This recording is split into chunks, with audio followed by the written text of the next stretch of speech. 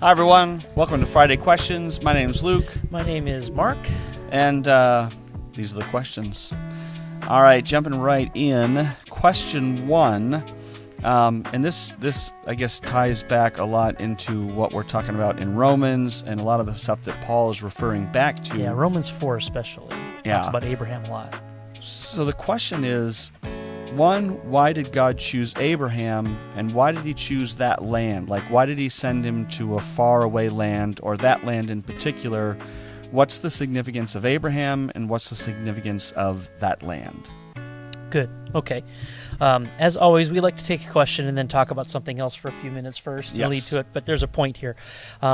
Let's begin with what was the first quote-unquote land that was the promised land originally? The garden originally. Correct. Well done, Luke. The garden would be the first promised land in that it was the land that was a place where God could dwell with humanity, with his creation. So we're going to use that as a template to then maybe think about the specific land that is known as Israel, the promised land, later. So think about the garden, a place where God could dwell with humans and would dwell with humans. Which was his original intent. Correct, yes. Why was the earth made? Because God wanted a people that would love him, that he would love, that they would be his people, and he would be their God. Yeah, a physical place for him to dwell with them. And so God and humans and their relationship are inextricably linked to the idea of land. Mm-hmm. And then, of course, we know that because the humans chose poorly, for you Indiana Jones fans. Which cup would they drink from? Yes, exactly. Routinely wrong. He chose poorly. They chose poorly. They acted on their own wisdom, and they ignored God, all the things we've talked about multiple times in Genesis 3. And so they essentially forfeited the land. Mm-hmm. God removed them from the garden, and they were never allowed to go back in, so they forfeited that land. And so land, in many ways, kind of serves as almost like a barometer of when God's people, who will later be the king of Israel, but when God's people are in communion with him, they tend to be in the land to some extent. I mean, it's not cut and dry.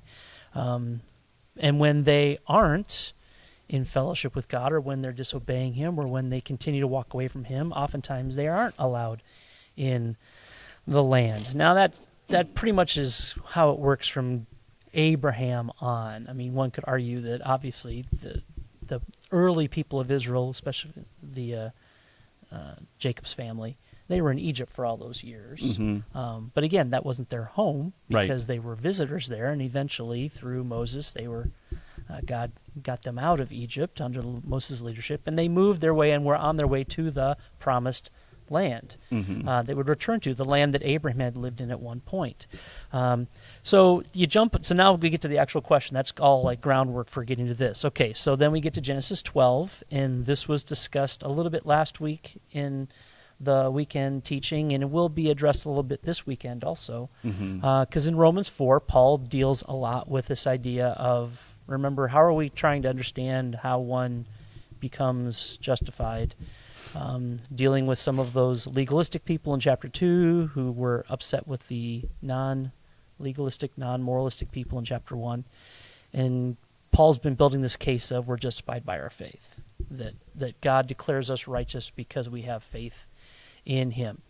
So Paul brings up Abraham in chapter 4 because many, specifically in the Jewish community, would think of Abraham as the guy. Mm-hmm. And they're like, well, that's why they kind of maybe cling to some of the rituals or some of the things that were connected to Abraham. And so in chapter 4, Paul outlines the fact that in Genesis 15:6, I believe it is, Abraham believed, Mm-hmm. and it was credited him as righteousness. And then the circumcision came years later. Yeah. So in chapter 12, at the beginning of Genesis chapter 12, God lays out in front of Abraham 3 promises. And the first thing he promises him is a land. Mm-hmm. And then that would be the land from which his people would grow and flourish and dwell. He would also be the father of a great nation, and then his nation would then bless all other nations. So beginning with Abraham, the promised land kind of becomes almost like a character in the Old Testament. A new, in theory, a new Eden. Yes. Or a pointer to Eden. Yeah, right. It's something that would be a place where, again, God could dwell with his people. And then you just start walking through the Old Testament. You know, the idea of the building of the tabernacle and eventually the temple is that God could dwell with his people in the land that he gave them. Now, that then leads a little bit also to why Abraham. And you were thinking about that a little bit before we started recording. That what is it about Abraham in chapter 12? He was still called Abram at that point. Mm-hmm. But what is it about him that maybe thrusts him into the story? Yeah, and some of it, I thought back to Noah, and one of the ways I've heard it described in the past is God doesn't want to be just... God wants a partner. I mean, he set us here in the beginning to rule. We were supposed to be his image in creation. It says we were created in his image. We were put in the garden, and we were intended to rule. And so there's this partnership between man and God. It's like, does God need us? No. But God made us, and he wants us to partner with him. And so he's always looking for somebody with faith. And so in Noah, he found somebody who looked to him when everything else was evil, when everybody else was doing what they wanted. In Noah, he found somebody with faith. And I think here again, in Abraham, he finds somebody with faith. And you could say there's a lineage there, but technically everybody's lineage goes all the way back to there. Right. So right, yes. So yeah, there's a great emphasis in Genesis 12 especially on Abraham's faith. Mm-hmm. The fact that God came to him and said, I want you to pick up everything you have, all the people that are in your posse, and I want to take you to a land that's far, far away from where they were living currently.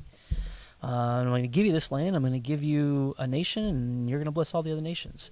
And by faith, he does that. Yeah. So, again, Abraham possesses something in his relationship with God that God gives God the opportunity to go, I'm going to exercise your faith. I'm going to see how deep your faith is. Mm-hmm. And I'm going to ask you to do something that probably you wouldn't do on your own. Yeah. It would be uncomfortable to do.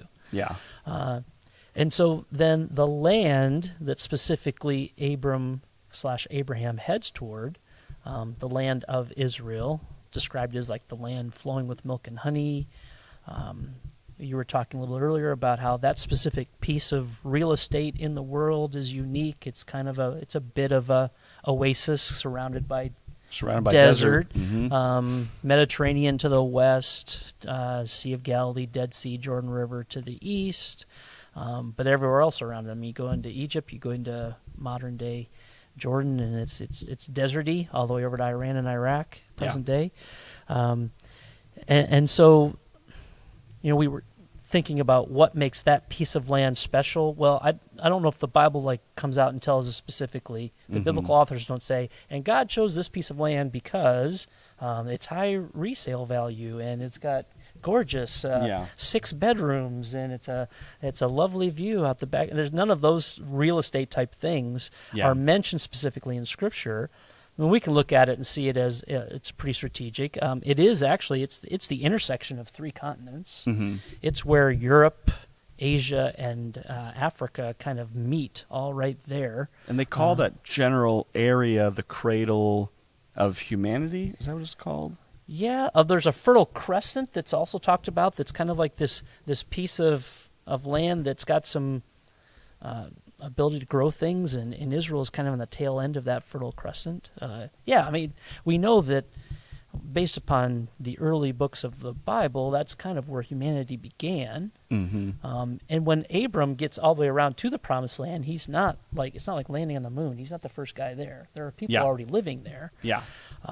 So the significance of that piece of land it's mostly just conjecture on our part. There's some things that we can think of. Maybe we can see the value of that land, but nothing is spelled out specifically in Scripture. I think we landed on the faithfulness of Abraham. Mm-hmm.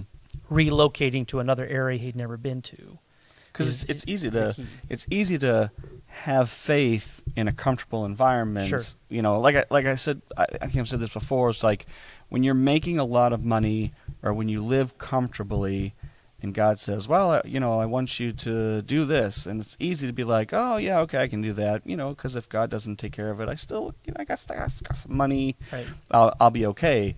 But if it's like, no, I want you to step out of your comfort zone. It goes back to maybe it doesn't go back to it, but the woman who gave out of her poverty, the man who gave out of his riches, he could outgive her 1,000,000-fold, but it was easy for him. It didn't actually require any faith. So for Abraham, to stay where he's comfortable, to stay where he knows, he's not really dependent upon God, but God wants to see, are you going to follow me to the ends of not really to the ends of the earth, but are you going to follow me all the way? Are you going to have faith and trust me? Because I'm going to take you somewhere where you have to trust me. There is no other option. And I think that's what God is looking for, people who are going to trust him regardless of what other options we have. Yeah, that's good. That's real good.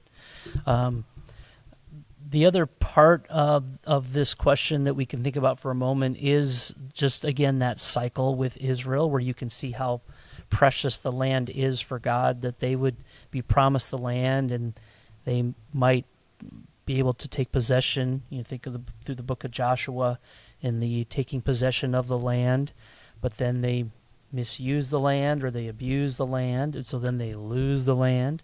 And then they might recover it back. I mean, Judges is just the 7 cycles of them abusing and misusing what they have, and God brings in foreign powers, and they cry out to God, and God raises up a judge who drives out the foreign powers. And there's the constant ebb and flow of possessing the land and protecting the land and treating it the way it was supposed to be treated. Yeah. Harkens all the way back to the garden, and when man failed to be in proper relationship with God, they forfeited the land. And when Israel fails to be in relationship with God like they're supposed to, they forfeit the land. Mm-hmm. And in fact, we've talked a little bit about when we're doing the Daniel series back last fall. When we started these Friday questions, we were talking about how Israel was exiled over into Babylon, and the number of years that Israel was removed from the land as a nation coincide with the number of times they hadn't participated in the Sabbath. They had abused the land, and so God removed them from it. And so there's this great, almost like I said, almost like another character in the Old Testament especially, that is interplaying with Israel and God and other foreign nations, that has a special place in how Israel interacts with God. Yeah. Just crazy, crazy stuff.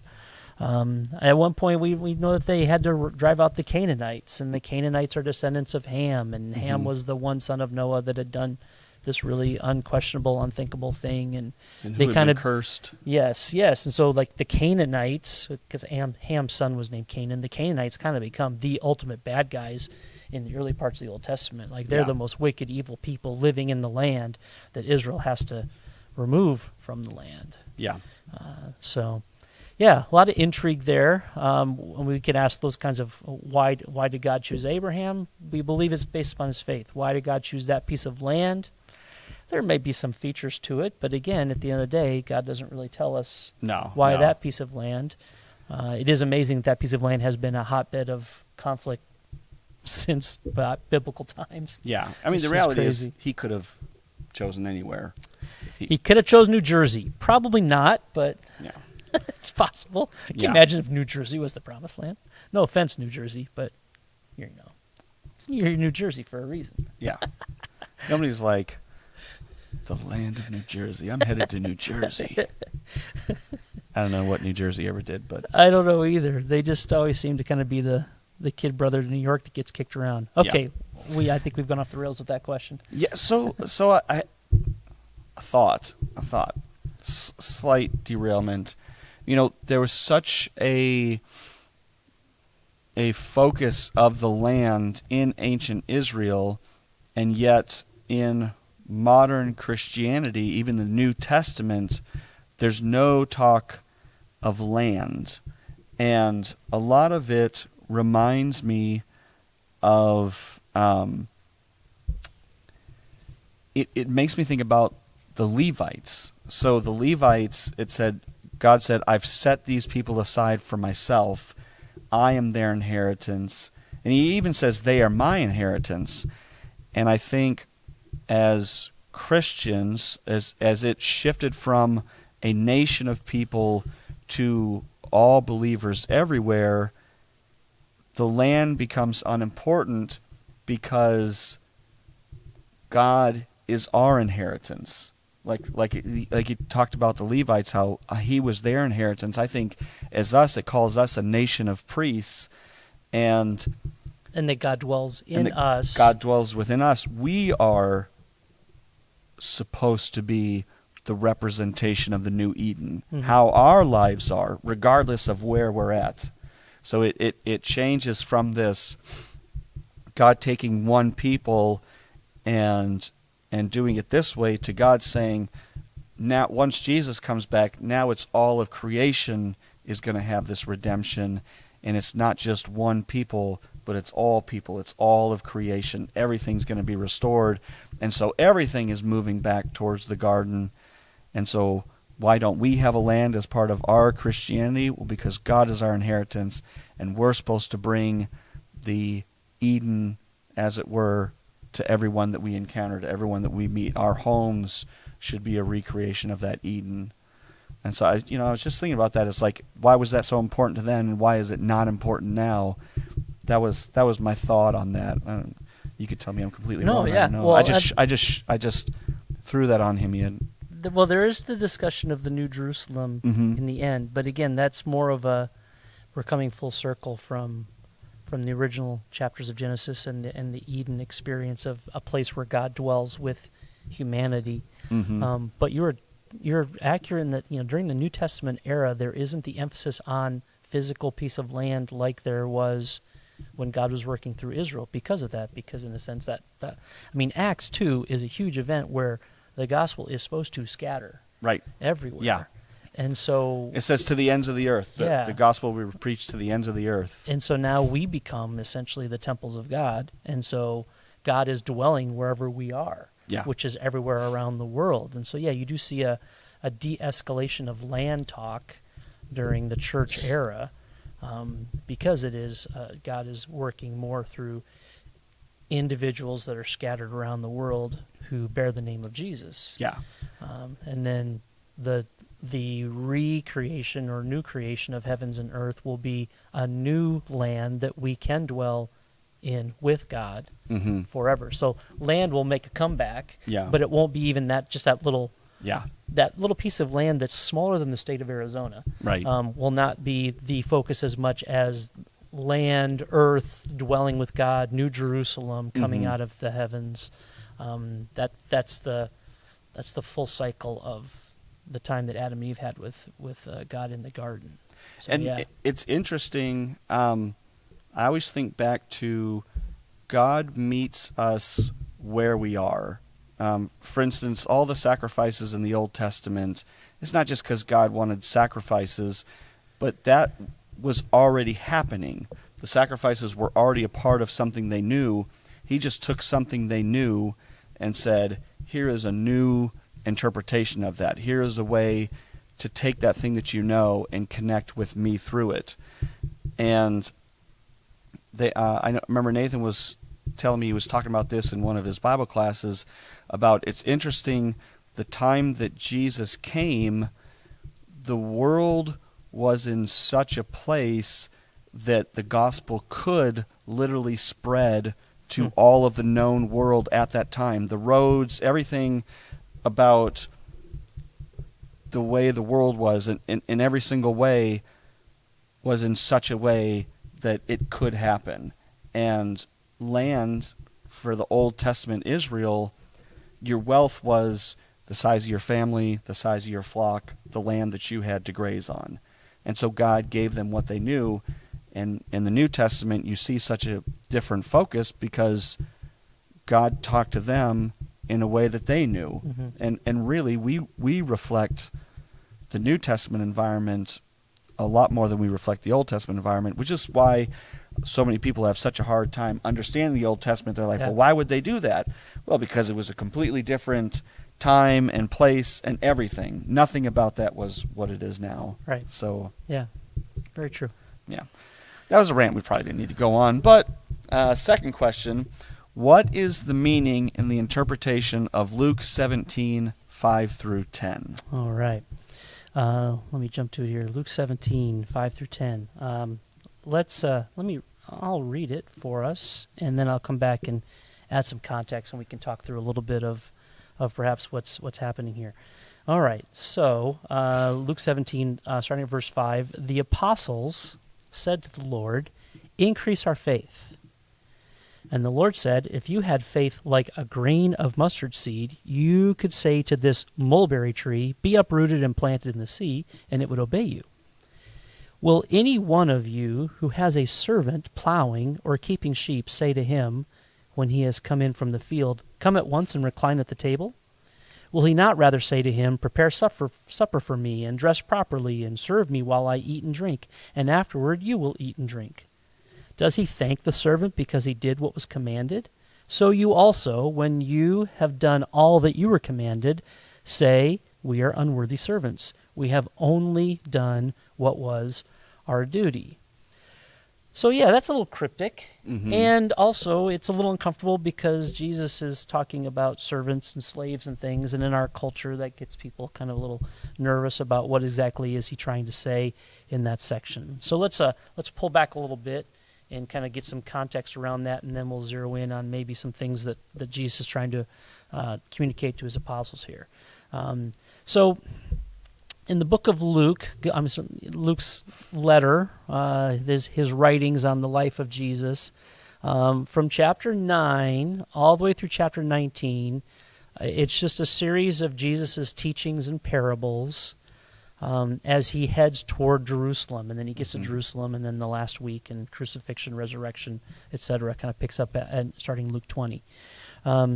So there's this theme throughout Luke's gospel where, because he's following Jesus on his journey for 11 chapters of the book, that we kind of get the idea that following Jesus is like a journey. Like, as we go along with Jesus, there's opportunities to learn. We learn as we go. And we see this in the apostles. They were constantly learning lessons and then not understanding them. Or they had moments of brilliance, then they'd have moments of stupidity. And it really isn't until post-resurrection, and you could be real specific, it's not until Acts chapter 2 that we begin to see the light kind of come on for these guys. And, quick side point, if you and I were one of the original disciples, we would have done the same thing. There's no way. I would have figured it out. I would have been enlightened. Yeah. I would have known what was going on. Okay. And so, and throughout this whole time, Jesus is presenting his upside down kingdom. That it's humility and servanthood and repentance are some of the key features that he's sharing about. Okay. And we didn't read it, but right before, at the beginning of chapter 17, the first 4 verses leading up to the passage that was asked about, this is the section where Jesus said to the disciples about basically don't cause little ones to stumble. And he gives that really just vivid imagery of it'd be better to hang a millstone around your neck and jump into the sea. Like, wow, okay, Jesus, that's pretty harsh. Well, then don't mess with these, little ones. Don't cause the little ones to stumble. And that's, I always told, if you're in ministry, that verse is for you. Think about that when you think about, I want to be in ministry. Think about what God says about the people in ministry. If you lead people astray, it would be better if you a millstone is like this giant 1,000-pound stone. You're not swimming off of that. No. When it says you'd be better to tie that around your neck and throw yourself into the sea than lead people astray, there's a certain requirement if you're going to stand in front of people and talk like you know what you're talking about. Right. A certain humility that ought to be there. Yeah. And I think there's an original intent, in the disciples understood that as well, because why would they then, on the heels of that conversation, ask Jesus to increase their faith? And it's understood that probably what they're asking, because it's what you and I would ask as well, is they're probably asking Jesus to increase the depth of their faith. Like, make our faith better, make it deeper, because we don't want to do these things he's been talking about. The chapter before, he's been having some conversations with the Pharisees, so the disciples are picking up on some things that Jesus is putting down to the point where they're like, Jesus, we're a little nervous here, maybe. Would you increase our faith? Yeah. And this is when most commentators and other people who have worked through this passage would argue that it's at this point that Jesus uses that mustard seed and the mulberry tree. This is a way for Jesus to kind of make a distinction between the amount of faith one has and the object of faith that one puts their faith in. And that it isn't so much that they need this deeper faith. They need to point all their faith in the direction of the person of Jesus. Yeah. And so he used this thing, the mustard seed, which you ever talk to or read people who like to pick apart the Bible? One of the things they say is, the mustard seed isn't the small seed. I'm like, okay, but it's a very small seed. Yeah. And so the mustard seed being small, and then the mulberry tree, these things in Israel would grow up to 20 feet tall, have this extensive root system. So the faith of this little tiny seed could uproot a mulberry tree and get it to plant in the sea. Well, Jesus is creating this imagery for us of that would be incredible. Like, to pull that off would be a true miracle. Yeah. The point is that something that amazing could be done with just a small amount of faith if the faith is pointed in the right direction in the person of Jesus. And so there seems to be the need for Jesus to try to direct them in the way they're thinking about faith. Yeah. Yeah. That it isn't like I need deeper faith. It's like Jesus, like, you can have a little faith, but if it's in the right thing, look at the amazing things you can do. And we'll see that later on when they begin to do amazing miracles in the name of Jesus. It's the object of their faith, the person who they have their faith in, is the one that allows them to do the equivalent of yanking out a mulberry tree and planting it in the sea. So that's that first little section. It's 7 through 10 that gets a little funky here. Like, what is Jesus trying to talk about here? Again, since faith isn't the issue, the description here of this servant who has worked all day, and they've done all the things that a servant was supposed to do. And we could, at some point in time, maybe on a future podcast, if anybody was really curious, to talk about what it meant to be a servant in that culture. And it wasn't like the way we think of slavery as it occurred in other parts of the world now, and as it occurred here in the United States. That it was more of a boss-worker relationship, and you could, maybe perhaps you owed money and you served someone for a while, but you could work off the debt and eventually get your own piece of land and all those kinds of things. So Jesus isn't advocating for slavery here. He's using a description of a worker basically does all the work they're supposed to do throughout the day, and they come in at the end of the day. The owner, the master, or the boss essentially says, okay, good job. You did what you were supposed to do. Yeah. Well done. The disciples have not done anything here that deserves like this special commendation or special praise. They've done what's been expected of them. And so, again, it comes back to Jesus saying, just do your job. Well, show the humility Yeah. and the proper authority to do what I've asked you to do, and not looking for some special pat on your back or some special accommodation because what you've done you think is so incredibly special. Well, and the other thing I think that this points to is, and we've been looking at just this past week and the week prior in Romans about, it does talk about how when you work and you get your wage is owed to you. And I think some of this is Jesus pointing to the coming salvation that they don't really know about yet. They don't really know what's about to happen here. Right. But the salvation is such that you didn't actually earn it. So this whole I earned my faith. I've been working, I've been a good Christian, I did this, I did that. I'm not saved by grace. I'm saved because I earned it and I'm owed this. And so this is Jesus. Not that I'm disagreeing with your interpretation. I'm just saying I think it also points to that aspect of it of don't come to the master, and God is the master, saying, look, I did all this stuff. I earned this. You owe me, God. Right. And Jesus is saying, no, you're saved. Well, and this is what they're about to learn in the crucifixion and everything. You are saved by grace. You earned nothing. You're owed nothing. Everything that you have was given to you. So you don't come in and say, well, look, God, pat me on the back. Look at all I did. Now give me what's due to me. And he's saying, no, you don't say that to God. You didn't actually earn it. God didn't give you what you actually earned. You're saved through grace, and I think there's that aspect of there in it that is maybe uncomfortable for some people because we don't like to think, well, I owe somebody.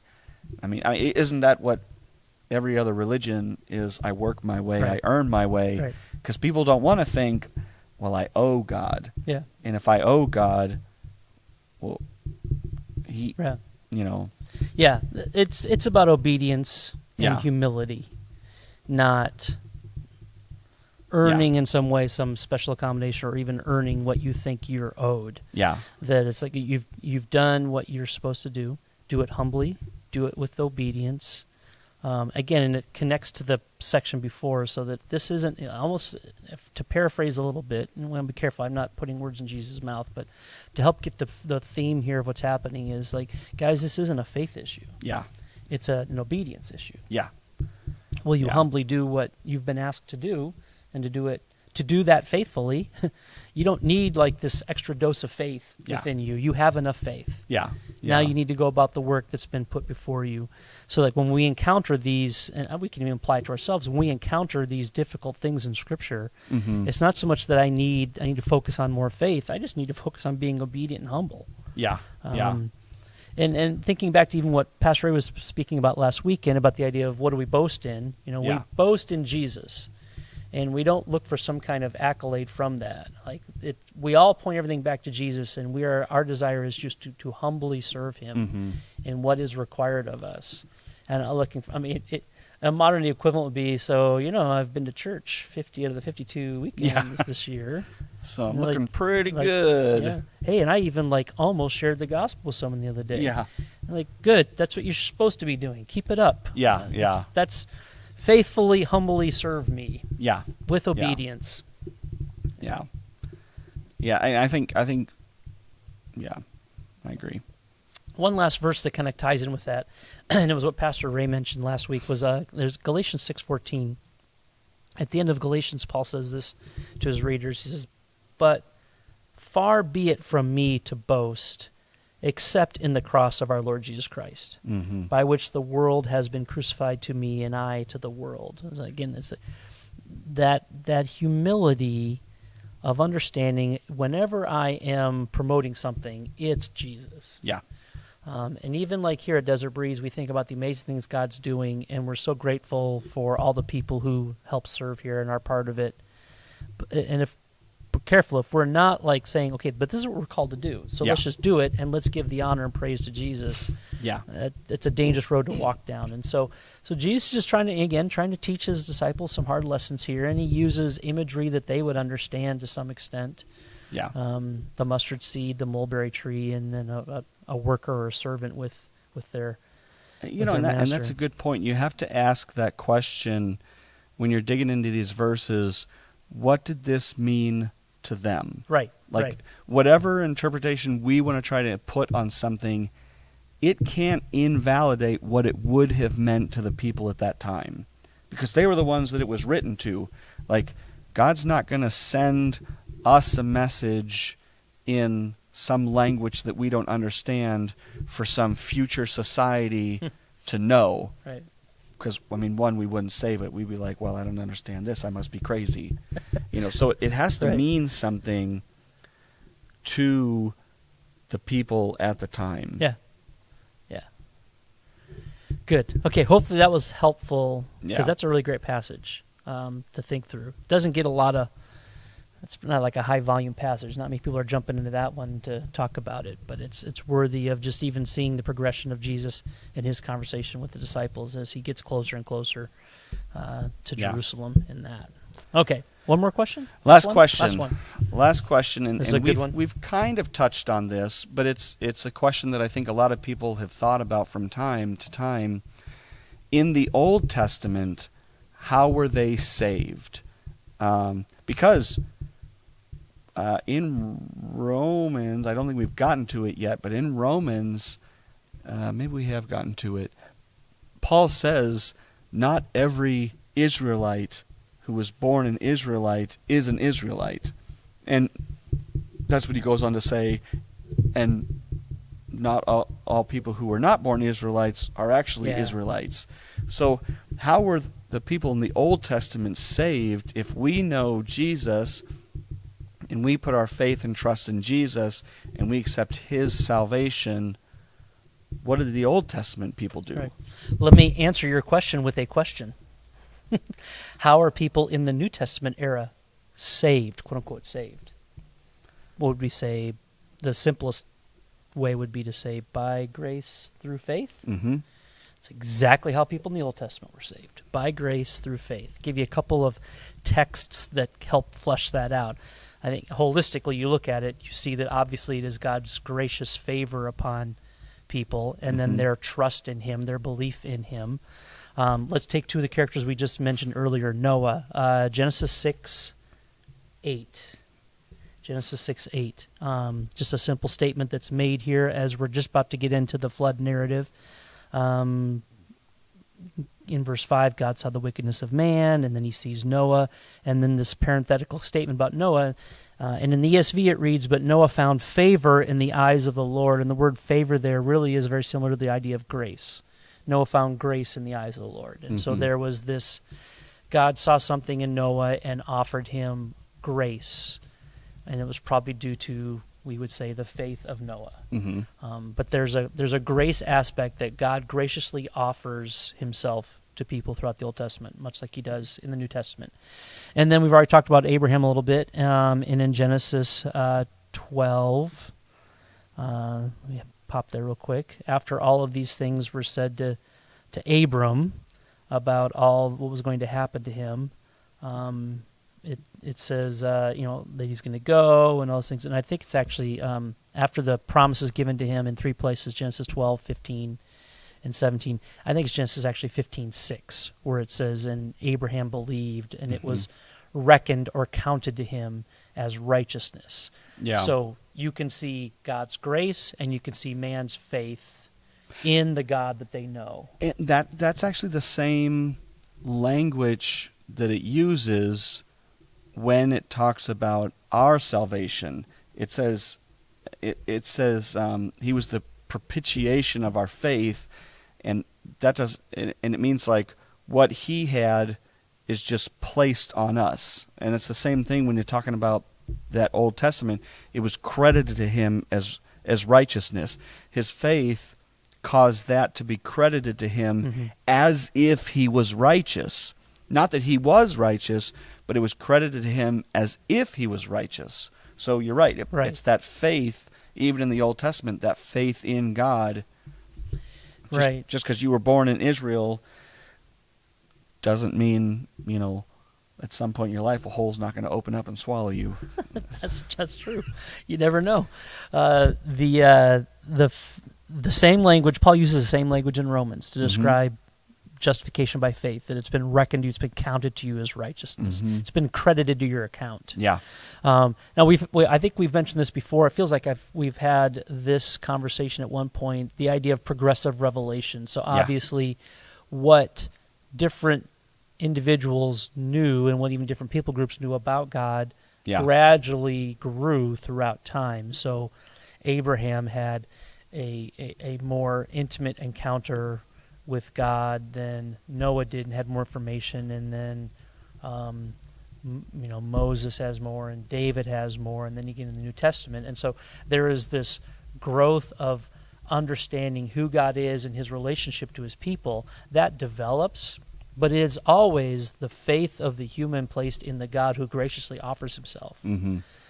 That free gift from God and a person's trust or faith or belief in it has been continuous through the entire scriptures. In fact, if you go back to early in Genesis when God has just announced the results of the fall and what's going to happen to Adam, what's going to happen to Eve, what's going to happen to the snake, and God has essentially told them, you're going to die. Yeah.